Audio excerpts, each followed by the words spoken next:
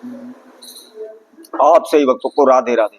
तो आज हम सही भक्तों के लिए इस वीडियो के माध्यम से, इस चैनल के माध्यम से अगस्त मास 2026 वृषभ राशि वालों के लिए कैसा रहने वाला है, क्या इस समय पर उनके जीवन में घटित होने वाला है, क्या उनको लाभ होने वाला है, क्या उनके जीवन में हानि होने वाली है, किन किन बातों का उनको विशेष ध्यान रखना है, इसकी संपूर्ण जानकारी इस चैनल के माध्यम से, इस वीडियो के माध्यम से हम आप सभी के समक्ष रखेंगे। वैसे भी हम समय समय पर 12 की 12 राशियों का राशिफल आप सभी के समक्ष लाते रहते हैं। प्रत्येक महीने का राशिफल भी हमने आपको समय समय पर हम बताते रहते हैं। इसके साथ साथ लगन कुंडली से संबंधित भी अनेकों प्रकार की जानकारियां हम आप सभी के समक्ष रखते रहते हैं। इसलिए जो भी भक्तजन इस वीडियो को देख रहे हैं, संपूर्ण देखे आखिर तक आप हमारे साथ जुड़े रहें।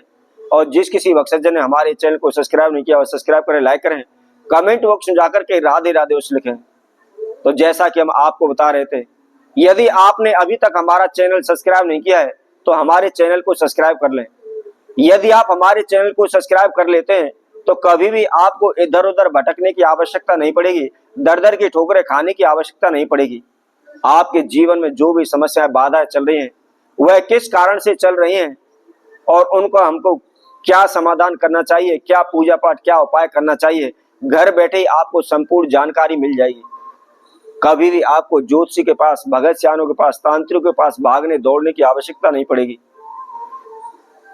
इसके साथ साथ आप अपने भविष्य के बारे में जानना चाहते हैं, अपनी लगन कुंडली के बारे में जानना चाहते हैं, तो वह भी घर बैठे ही आप जानकारी प्राप्त कर सकते हैं। तो आइए सर्वप्रथम हम वृषभ राशि के बारे में जानकारी प्राप्त करते हैं कि अगस्त मास 2026 वृषभ राशि वालों के लिए क्या कुछ नया लेकर आने वाला है। तो सर्वप्रथम हम वृषभ राशि की ग्रह कुंडली देखते हैं, ग्रहों की स्थिति देते हैं कि कौन सा ग्रह किस स्थान पर बैठा हुआ है और उसकी वजह से हमें क्या लाभ हो रहा है, क्या नुकसान हो रहा है। तो नवग्रहों के अंदर सर्वप्रथम आता है सूर्य ग्रह।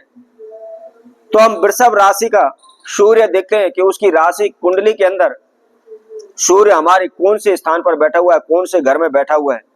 तो मैं आपको बता देता हूं, सूर्य अगस्त महीने में मध्य महीने तक वह तीसरे भाव में रहेंगे और उसके बाद चतुर्थ भाव में सूर्य देव प्रवेश कर जाएंगे।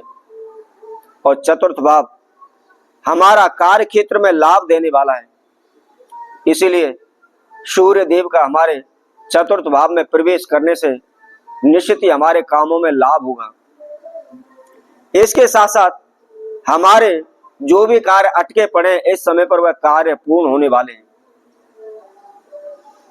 इसी तरह से आगे हम देखते हैं चंद्र ग्रह हमारी राशि के अंदर, हमारी कुंडली के अंदर, वृष राशि के अंदर, यानी हमारी राशि के अंदर ही प्रवेश कर रहे हैं, गोचर कर रहे हैं। तो चंद्रदेव के हमारी लगन में होने से हमको मानसिक शांति मिलेगी। हमारे मन में जो भी उच्चाटन चली हुई है वह शीघ्र ही दूर होने वाली है। हमारे मन को शांति इस समय पर प्राप्त होने वाली है। इसके साथ साथ बुध ग्रह हमारी राशि के अंदर, लगन कुंडली के अंदर बुध ग्रह चतुर्थ भाव के अंदर प्रवेश कर रहे हैं और चतुर्थ भाव हमारी भूमि भवन का भाव माना जाता है, माता के सुख का भाव माना जाता है। तो इस समय पर यदि माता की किसी प्रकार की कोई रोग कष्ट बीमारी से ग्रस्त हैं तो निश्चित ही उनको, आपकी माता को लाभ होने वाला है। इसके साथ साथ भूमि भवन का भी आपको सुख प्राप्त होने वाला है। यदि आप लंबे समय से प्रयास कर रहे हैं, आपका कारोबार व्यापार नहीं चल पा रहा है, या आप भूमि भवन मकान खरीदना चाहते हैं परंतु किसी कारणवश बार बार रुकावटें, बाधाएं आ रही है, तो वह दूर होने वाली है। अगस्त मास में आपको निश्चित ही भूमि भवन का सुख प्राप्त होने वाला है। शुक्रदेव हमारी लगन कुंडली के अंदर पंचम भाव में बैठे हुए हैं, जो हमारी शिक्षा का क्षेत्र है, हमारी संतान का क्षेत्र है। तो इस समय पर आपको निश्चित ही शिक्षा में आपको संतान के सुख की प्राप्ति होने वाली है। यदि आप स्टडी कर रहे हैं तो आपकी शिक्षा में बहुत ही लाभ आपको मिलने वाला है। इसके साथ साथ यदि आपको संतान का सुख प्राप्त नहीं हो पाया है तो इस समय पर आपको संतान के सुख की प्राप्ति होने वाली है। इसी तरह से गुरु हमारे राशि के अंदर तीसरे भाव के अंदर विराजमान है, जिसकी वजह से निश्चित ही हमें धन का लाभ होने वाला है, हमारे घर में सुख शांति होने वाली है।